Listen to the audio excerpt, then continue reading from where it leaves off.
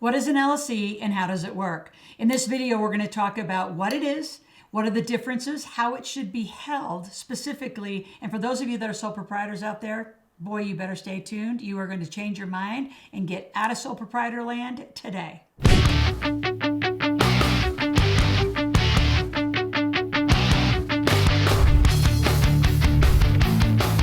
So specifically, I'm going to talk about three things. What's the differences in the ownership structure? Specifically, what's the LLC side of it that I think you should mostly start with? Number two, which one is better and how to manage them? When to do it? That's really critical. And then number three, the tax advantages, which that alone should give you your answer. So get a pen and paper and let's talk about this. What are the differences? So a sole proprietor is just you. It's you, your social security number. So the challenge with that as a business owner is you're only getting one credit score, right? So you and your sole proprietor business is one. You're not separate. No one tells you that. Everything's under your social security number. Everything's personally reported, and you have no ability to expand. So let me tell you about the horror story. One of many is a woman at the lake up here in Lake Tahoe, Nevada. 22-year sole proprietor doing hair, and had one of those old-fashioned, totally wrong CPAs who said, until you make $100,000, you shouldn't get incorporated. Well, I don't know when that nonsense came about, but how much money you make versus the intention of living corporate life have nothing to do with each other. If you want to be a successful entrepreneur and you want to get going immediately, you get incorporated. Because when you get incorporated, the Secretary of State, doesn't matter which state you're in, doesn't matter which country you're in, which province you're in, it's all the same. As soon as you say, I'm formally a business, now you're recognized by the financial institutes as a business. So now you're formally an LLC or an S Corp or a C Corp, a limited partnership, a lot of operating companies in most states, except for California, New Jersey, New York, and Pennsylvania. Usually an LLC, and again, I can't give you advice. Here's what I'm going to do though. At the end, I'm going to give you a contact information of the guy who sets all our corporations up and can give you a real formal assessment of what to begin. But back to sole proprietor land. Here's the damage that happened. For 22 years, she was making money as a hairdresser. 22 years selling product, all out of the same sole proprietor. If she would have ever damaged someone's hair like really bad, they could have sued her.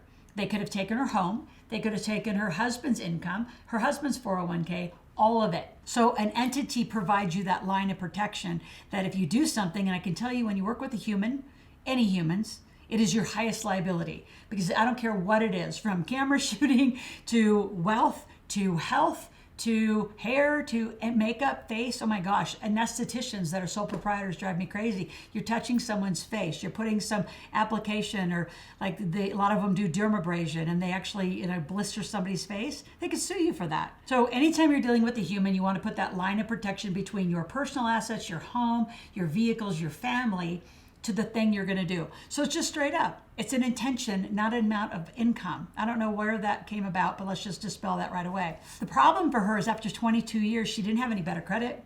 In fact, the financial institutes didn't even recognize her as sort of this cute little hobby she was doing. The Secretary of State didn't even know she existed. There was no secondary credit. So I could tell you story after story. It's just a non-starter. Never stay a sole proprietor, ever, even for a minute. Even in direct sales companies. Let's just say you have a lotion or potion or oil or some sort of, drink or energy drink, and somebody has a reaction, you're the front line of the problem. Cannot tell you enough horror stories about just getting incorporated. You want to start doing business, you're incorporated, Secretary of State. Now let's go to the big benefit. You have corporate credit. You start getting your own credit cards. You have your own bank account. So now you have a personal and your first business. Then you need a second business and a third business. Why? To handle tax strategies. I'll talk about that in a moment. So before I move on to some of the tax strategies, let's talk about the ownership differences. So when you have an LLC, you have a manager and you have members. And the members are the ones that really run the company. And inside that structure, there's a huge amount of protection. So an LLC stands for a limited liability company.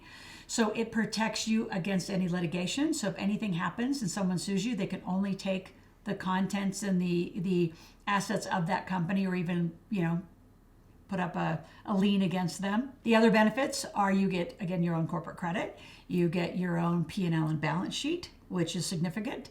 You have your own business plan. As far as an LLC, you can also pay yourself a W-2 paycheck. If you're a sole proprietor, you can't pay yourself a W-2 paycheck. That doesn't even exist. That's sort of awkward. As an LLC, you can pay yourself a paycheck. Here's why you want to do that. And no one tells you this. In fact, I've been highlighting it over the last year because I've been noticing so many people get an LLC and they put up their LLC revenues to attempt to get health insurance. So let's just say your LLC makes $100,000, you pay yourself $24,000. According to the healthcare plans, all they're concerned about is your $24,000. So for example, my companies make millions. I'm a $48,000 employee of one of my LLCs, and I have 2 dependents. So I'm a single mom with 2 dependents making $48,000. My healthcare is phenomenal. It's better than most of you that are employed and are making $500,000. I mean, the healthcare thing is not a big deal, and a lot of you just haven't been taught right how to go get healthcare. So the difference between a sole proprietor and no healthcare, well, if you're married and maybe they have healthcare, you'll get it done. But if you're out there like I was, a single mom with no job, and I had an LLC, the LLC employed me, that got me the healthcare and got me the other benefits. It's huge, and no one's telling you these things. To me, this stuff should be taught in junior high. Actually, let's stop right there. If you agree that this stuff should be taught in junior high, put it in the comments right now. Like, how many of you wish you would have learned this years and years and years ago? All right? It's really important. And any other topics you want me to talk about, put in the comments. We have somebody out here every day monitoring and make sure that we're going to handle what you need. While you're doing that, subscribe to my channel, click the notification button, be here 5 days a week. Make a commitment to you and your family to get financially literate. And listen to me 5 days a week. It's only 10 to 12 minutes a day. Now, back to the tax advantages. Cannot tell you how many. And when you have one LLC, guess what? You can have a second, you can have a third, you can have a C Corp, you can have all these structures that can operate together. And inside of that, the tax advantages in America are 81,000 pages of tax code. Like, you're never going to go on a vacation again. If you were a sole proprietor, you have to go on a vacation. If you are a business, you get to go on a business trip. And when your kids work for the company, guess what? They get to come along. And then you're going to have shareholder meetings, which you can do those anywhere in the world. I've had shareholder meetings at all 6 continents with my kids. One time we had a shareholder meeting in a safari in a tree. We spent the day just talking about the business, and really was my time to educate my kids. But it was a shareholder meeting because I'm the shareholder, and you have to do corporate minutes. Yeah, that's rough. And no one, limits you on where you can have your shareholder meeting. You can rent a private jet, do it in the sky. You can do it in Hawaii. You can do it in Costa Rica, wherever you want to do it. So there's a lot of advantages, but if you're not incorporated and you're not using the full corporate code, you're going to miss all these advantages. So the last thing I want to share with you is corporate compliance. There's a big myth also that a lot of uneducated people are telling you, that if you're a sole member LLC, you don't have to do corporate compliance. That's not true. And I want to tell you another strategy of staying a sole member LLC is just bad news.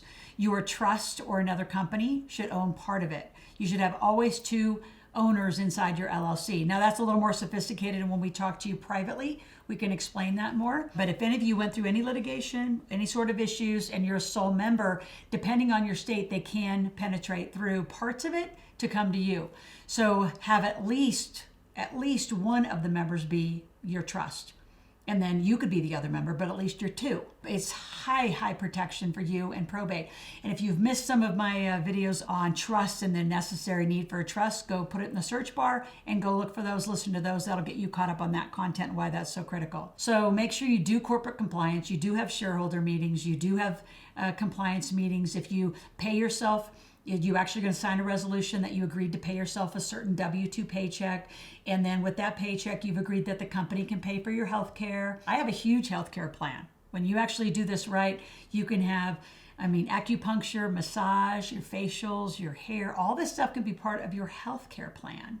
Because guess what? You're the sole owner. You can make up the health care plan. And the IRS code is enormous on what they allow for health care. So if you're holding onto your job tight and you're scared to quit to be an entrepreneur because you don't think that you can handle the healthcare, totally wrong information. I'm right, they're wrong. So here's what I want you to do right now. I want you to go take my financial personality quiz. It'll put you into one of 4 profiles. And one of them is that you overpay tax. So for those of you that land in that category, this video was specifically for you. And then what's going to happen is we're going to send you out an application. On the application, I want you to check the box, talk to a corporate specialist. And you're going to talk to our person. And even if you're incorporated, talk to our team about having your corporate compliance done right. Every year, you should have your corporate minutes. You should have a nice big binder. You should have your stock certificates issued, your seals put on them. All that needs to be done. And anyone who tells you that that's kind of casual have never been audited. It's critical. And so just do it year after year and stay caught up. It's not that big a deal. Just have to get started. So take the quiz, fill out the application, talk to our team, and I will talk to you tomorrow.